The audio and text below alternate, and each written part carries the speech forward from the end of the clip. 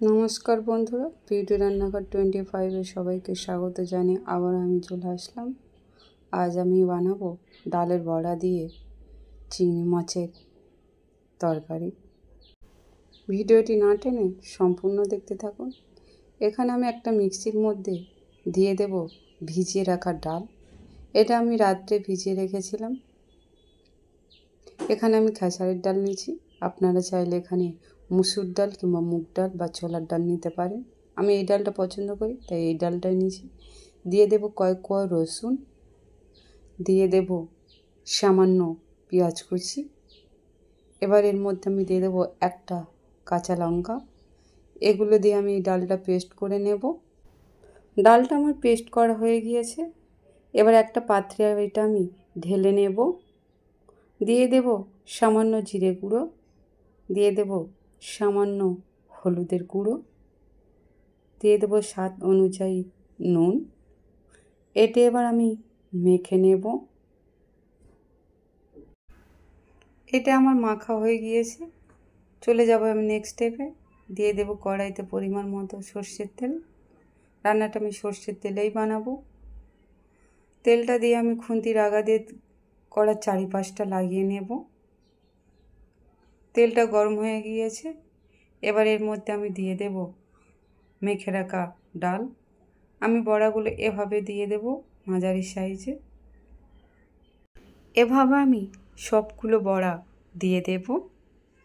এগুলো আমার সব দেওয়া হয়ে গিয়েছে। এবার এটা আমি উল্টিয়ে দেব আস্তে আস্তে, যাতে না ভেঙে যায়। এভাবে আমি সবগুলো বড়া উল্টিয়ে দেব। এগুলো আমার সব উল্টানো হয়ে গিয়েছে। এবার এগুলো আমি তুলে নেব। এগুলো আমার সব তলা হয়ে গিয়েছে। এবারে এই কড়াইতে আমি দিয়ে দেব পরিমাণ মতো সর্ষের তেল।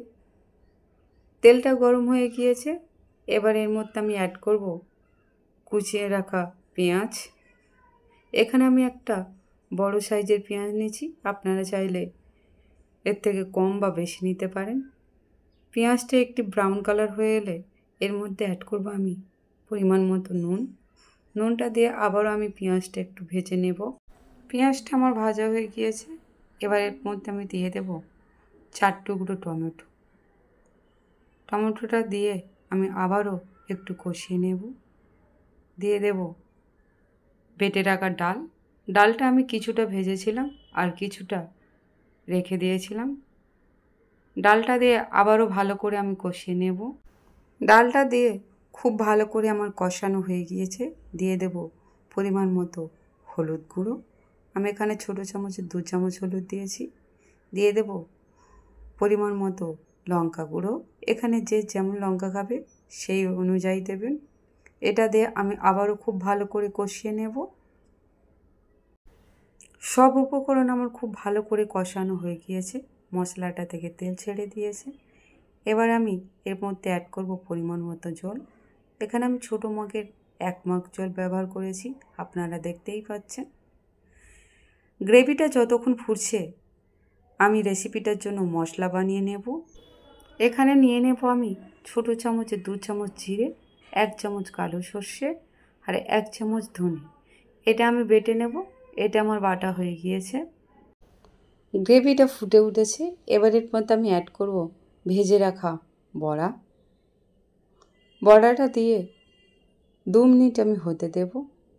2 মিনিট পরে আমি এর মধ্যে অ্যাড করব ভেজে রাখা চিংড়ি মাছ। চিংড়ি মাছগুলো আমি আগেই ভেজে রেখেছিলাম। এটা দিয়ে আমি আরও কিছুক্ষণ হতে দেব। এবার এর মধ্যে আমি অ্যাড করব বেটে রাখা মশলা। এখানে ধনে, জিরে আর কালো সর্ষে আমি বেটেছিলাম, এটা এখানে দিয়ে দেব। এটা দিয়ে আমি আরও 2 মিনিট হতে দেব। গ্রেভিটা খুব সুন্দরভাবে ফুটছে। এবার এর মধ্যে আমি অ্যাড করব কুচিয়ে রাখা ধনেপাতা। দিয়ে দেব গোটা 4 চেরা কাঁচা লঙ্কা। ডালের বড়া দিয়ে চিংড়ি মাছের তরকারি আমার রেডি। এবার এটা আমি নামিয়ে নেব।